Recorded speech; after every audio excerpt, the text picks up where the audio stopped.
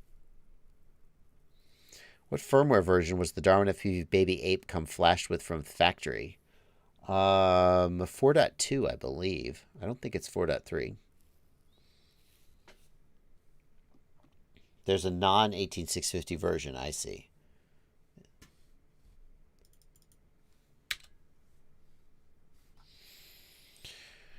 Ivan Efimov, thank you for a $5 super chat. Ivan just says, Derek, Lady Gaga.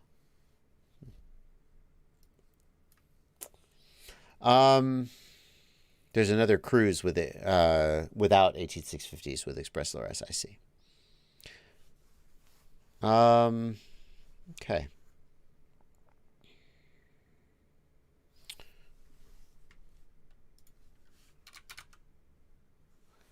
Hansagg, Hans AKG says, I thought of DIY ExpressLRS system. Any issues, pointers, gotchas I should be worried about? You're going to build your own? If you're going to build your own, I definitely would join up the ExpressLRS Discord and get any tips from the guys over there. I've never built one, so I wouldn't have a ton of tips for you. But definitely head on over to the ExpressLRS Discord. Crux 3. People are telling me that there's a Crux 3. Not the long range, though. There's a non-long range version. Oh, that's what we're talking about. Yeah, would a toothpick be a good first quad? Oh, that's tough. That's tough. It's a good-looking quad. I mean, would it be easier to fly than a whoop? But a whoop is going to be a little more durable, I think. That's tough. Best place to start is in the simulator, as always. Start with a bind and fly 3-inch, yeah. I think like a 3-inch, like, I kind of, what about a Cinewhoop? What about something like a Cinelog? Now, that's not going to come with ExpressLRS. What about something like a Cinelog 3.5 or a Cinelog 3.0?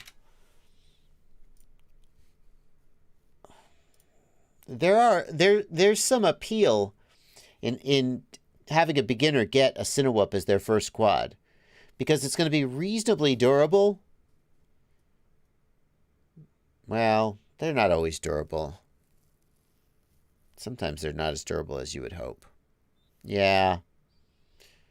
I mean, they have prop guards, but the frame often breaks. Yeah. Oh, yeah. All right. Never mind. Oh, license to drive. That's an interesting take. What about a Tiny Trainer? Is a Tiny Trainer the best first quad? Tiny Trainers are pretty durable. The weak spot of the Tiny Trainer is the all-in-one flight controller. They're using the beta FPV, and I guess it must be working for them. But geez, what about a Race Whoop? Oh, that's interesting. Now, Race Whoops are durable.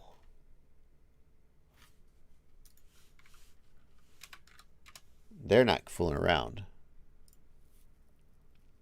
Ryan Quellet agrees that the Tiny Trainer is a great first quad, especially that it's now plug and play.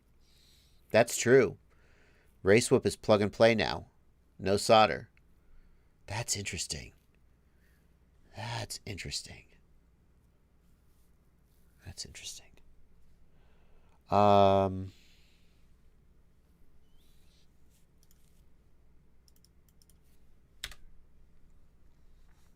Tiny Hawk 3. You won't go wrong with the Tiny Hawk 3. Diatone Taycan 2.5. I'm not convinced a Tiny Whoop should be your first quad. Tiny Whoops are surprisingly hard to fly.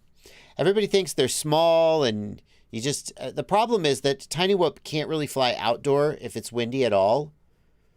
And flying them indoor is really difficult. It's because you're just constantly crashing. I'm not convinced that a Tiny Whoop is the best way to teach someone to fly. Oh, Dingles points out that, good point. Yeah, he's going to have to solder up the ExpressLRS receiver at the very least. Whoops, good point.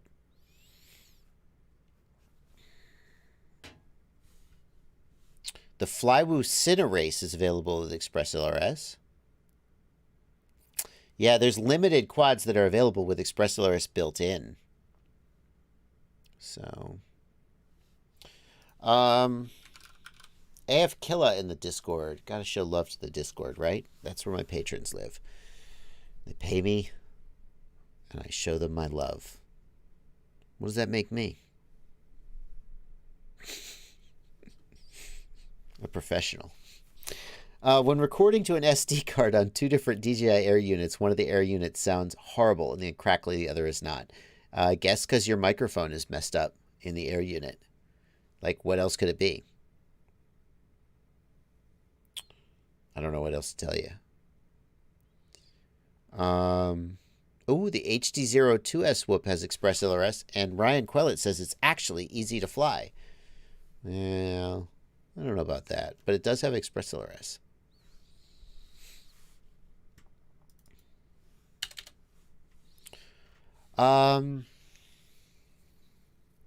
Stick time is important, Chibi Kaiju. But the thing is, with a whoop, you're constantly crashing. You get less stick time.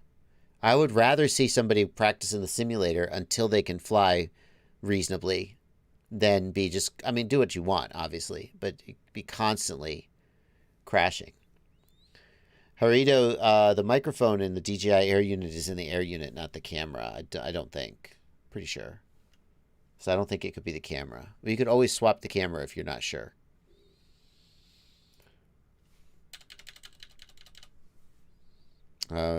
Mia Tribe likes the Cetus Pro from Beta FPV. I keep hearing good things about the Cetus, and I'm so hesitant because it's Beta FPV that people will have a bad experience because they'll get a dead one. But so many people are saying good things about the Cetus. RS Go Man, the DJI Air unit can record audio, but that's it.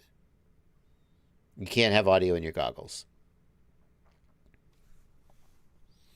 Peter Hebdaz, thank you for a $10 super chat. I'm trying to justify purchasing DJI goggles. Any convincing reasons that aren't usually mentioned? Reasons to purchase them? I mean, they're high resolution and great range and penetration. What more do you need? I mean, I can give you like, I'm taken aback by this question because I'm so prepared for people who say, I think I want the DJI goggles, but what are the hidden pitfalls, right? But you're asking, what are the hidden reasons to get them? Like, the reasons to get them are pretty obvious, right? That yeah. Nick FPV wants to know, why are there specific GoPro mounts for Real Steady Go? Why can't you use the normal ones? The answer, Nick, is that the Hero 7 and the Hero 5, the way that they record the gyro data doesn't work with, it's like, it's too low of a sampling rate and there's aliasing artifacts or something. I'm not sure the exact nature of the problem, but in order to use Real Steady Go with the gyro data from those cameras, you have to put the camera on a soft mount, basically a low pass filter. Skytex wants to know, do you think HDZero will have equal video quality to DJI anytime soon? Will HDZero have the same 8-mile hard limit on range that DJI does? Let's take the second question first. HDZero will never have a hard limit on range because HDZero is a broadcast protocol. A broadcast protocol means that it's a one-way communication, and you like old style television or modern television, I guess. Digital television is also broadcast. You broadcast that signal out there, and if the signal is strong enough to be picked up, it's received. So you could hook an HDZero VTX up to a 20 gigawatt amplifier or whatever, and you could send the HDZero signal to Mars, and a receiver on Mars would pick it up, and it would work. There is no hard limit because HDZero is a broadcast protocol. So that's good. And in fact, I say that if you're interested in long range, and by long range, I mean actual long range, not like, I flew past my backyard. Ooh, scary. I'm making fun of myself there, in case it's not obvious. If you're interested in actual long range, DJI is not for you, because DJI will cut off at 13 kilometers. And there is nothing you can do to change that. Better antennas? Nope. It is a hard limit built into the protocol. DJI cannot go. I mean, they could change it. They could change the firmware. I don't know why they haven't. Why doesn't DJI just make a long-range mode where they change that parameter? The latency would be higher. Well, that's what's in the Mavic. That's what's in the Mavic. It's a higher latency, longer range link. That's exactly what's in the Mavic, I think. So if you're truly interested in long range and you don't want analog, then HDZero is what is your only option. You just need a big, powerful VTX and a good high gain antenna, and Bob's your uncle. Now, will HDZero have equal video quality to DJI anytime soon? Now, that is a very interesting question. I put a video out recently, you may have heard, that said that the Foxeer DigiSite proves that HDZero has worse image quality than DJI, which is a little bit of a dumb thing to say because of, like, anyone who's looked at HDZero and DJI will know why you would say that. There are so many situations where DJI clearly has better resolution. But that has sparked some interesting discussions. For example, Jay Chapman, I think it was Jay, who said, well, actually, when you're moving quickly versus on the bench, the difference is a lot less apparent.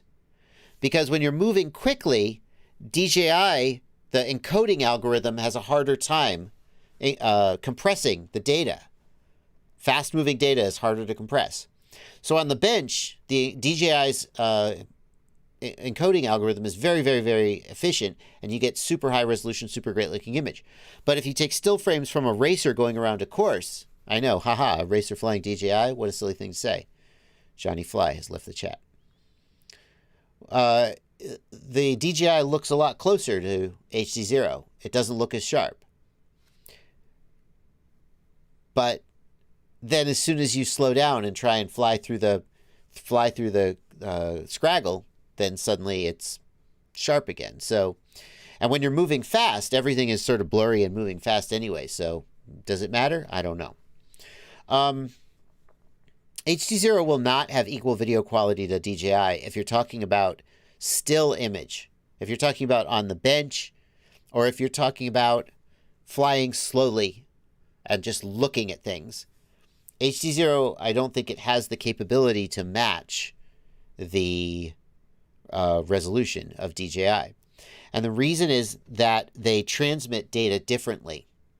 As I said, DJI compresses the data, does whatever MP4 or whatever kind of compression it does, whereas HDZero does not. HDZero has to do something because the actual data rate of a 720p feed is, if you didn't compress it, it's an enormous amount of data. You could not transmit it through the air, not with any reasonable amount of latency, and maybe not at all. So you have to find a way to get rid of some of that data. And DJI does it by compressing the data, which adds latency, but then they use custom hardware to do it very fast. But the latency still is not as good as it could be. Whereas HDZero doesn't call it compression, but HDZero gets rid of some of the data.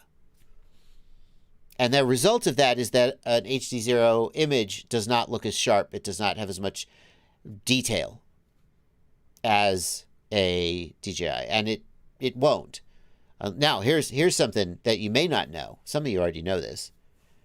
HDZero runs at 720p 60. It has, the chipset has a 1080p 30 mode. Nobody's seen it. They haven't made it available, but it does exist. And surely that would make it better. How much better? I really want to know. I don't know. Cheech FPV says HDZero probably can't compress it the same way because of copyright laws. I think maybe you mean patents or licensing. It's not that. It's that the way that HDZero transmits the signal is very analog in nature. It is scan line by scan line instead of frame by frame. And there is no compression to add latency. And as a result, HDZero can have very, very low latency. The potential latency of HDZero is way lower than what it is now.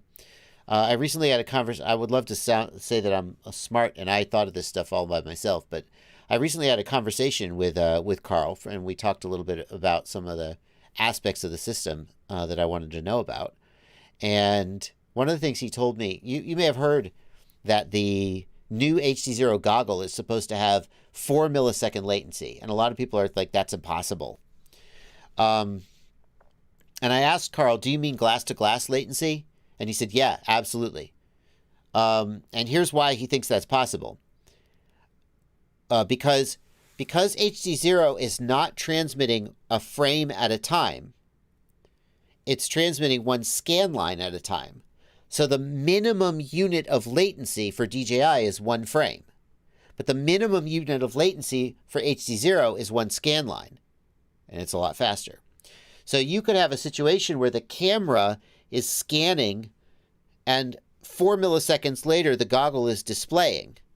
And that's completely plausible. The actual latency of a camera, we know that a camera's latency can get down to around 3 milliseconds, maybe a little less. We know that from analog cameras. The actual latency of the VTX is almost negligible. And then you have the latency of the goggles that are displaying the image.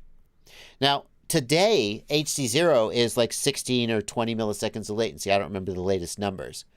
And part of the reason for that is that there's no end-to-end synchronization between like the video receiver and the HDMI input.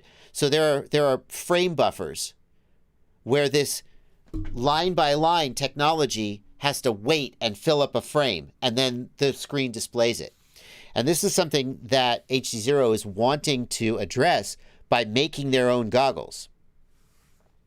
So what Carl told me they want to do is, you've got the camera, you've got the VTX, you've got the VRX, and you've got the goggles. And if you can synchronize the clock between all of those things, you can get 4 millisecond end-to-end latency, glass to glass. That was a pretty exciting conversation.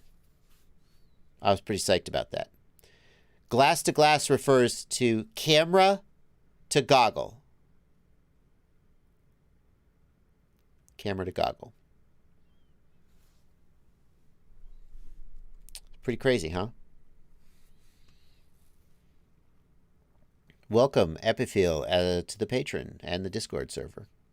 Very glad to have you. We are coming to the end of the stream, folks. It's 9:57. I hope you've enjoyed this stream.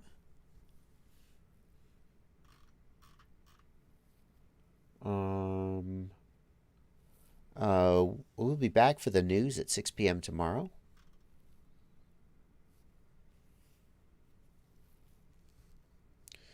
And throughout the week with more great content on the channel.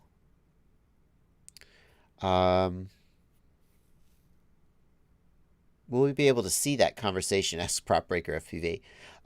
Maybe. I haven't recorded. I'm not sure whether it would make a good episode or not.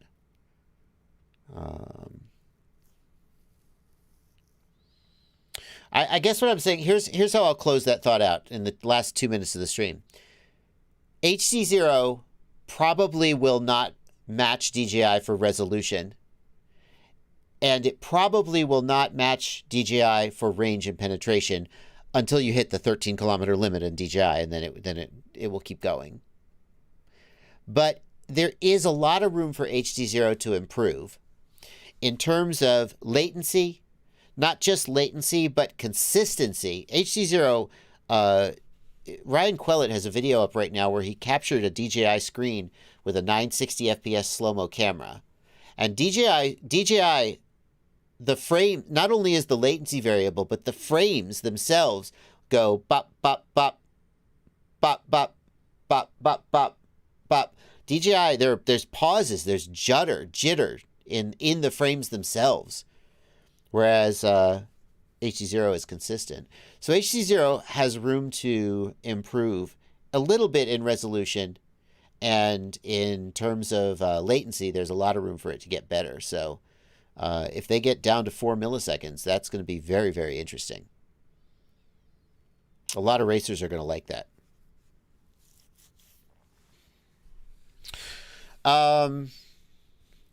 Anyway, that's going to bring us to the end of the stream, folks. That's going to bring us to the end of the stream. Thank you so much for coming out tonight. I've really enjoyed it. I hope you've enjoyed the new comment focus. Oh, we'll see. Check that out. We'll get that figured out. Thanks to everybody who left super chats. Thanks to everybody who commented and participated and came up and viewed. And thanks to, of course, to my patrons in the Discord server, as always. You guys are great. And it's a privilege to be a narcissist with you guys as my fans and supporters. That's going to do it, folks. Have a good night. Happy fly. Oh, Aaron Ciotti. Ciotti, are you streaming? Shoot. I don't see Ciotti in the stream, though. I just did a search for his name. I don't see him. Is he streaming tonight? Well. Anyway. Oh, there he is. He is streaming. Let me get his chat. Ciotti is streaming. There we go. That's Ciotti's stream if you want to go watch him stream. Have a great stream, Ciotti. Good night, everybody.